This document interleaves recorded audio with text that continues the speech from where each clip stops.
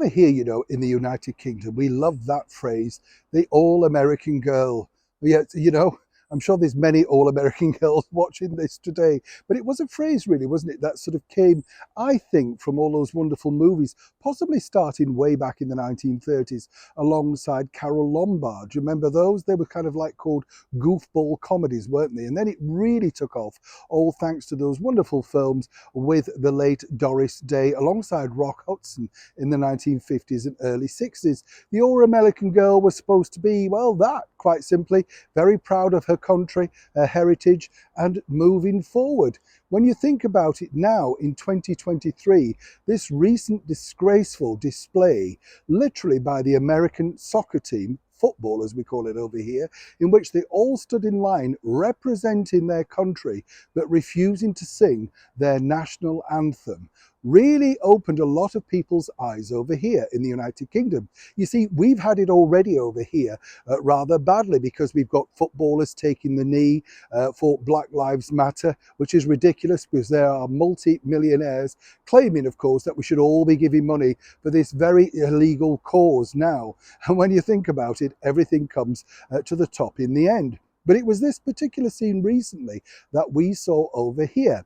Now, one of the bigger problems that really did sort of kick off from that, if you'll pardon the pun, was the fact that during that particular game on mega screens, Megan Rapinoe, the all-American girl, part of course, American football culture, some people might say, appeared in a mega ad for Nike.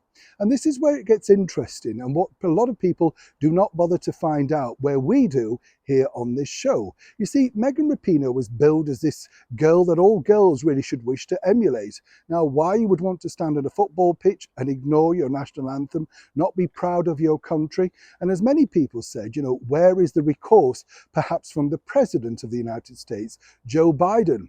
One might suggest the former president, the 45th president of the United States, Donald J. Trump, would have definitely jumped on that. But here's where it gets interesting, because a lot of the backers and the endorsements and the influencers have moved away. They've seen the backlash.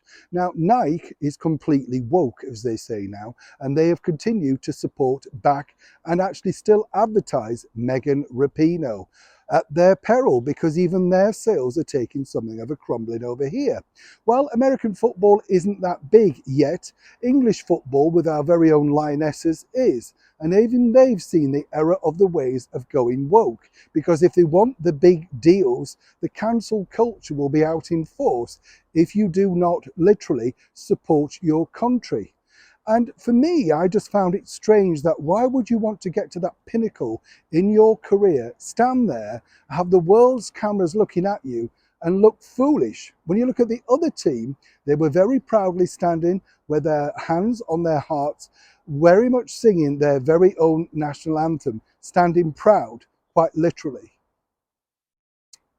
So as ever, I'd love to know, what do you think to this particular story? Even if you're not an American, do you think this is disgraceful? And should this really apply to everyone? If they're not willing to be representative of your own country, should they be taken out and removed from said teams? Or do you agree with their stance and it should be individuality?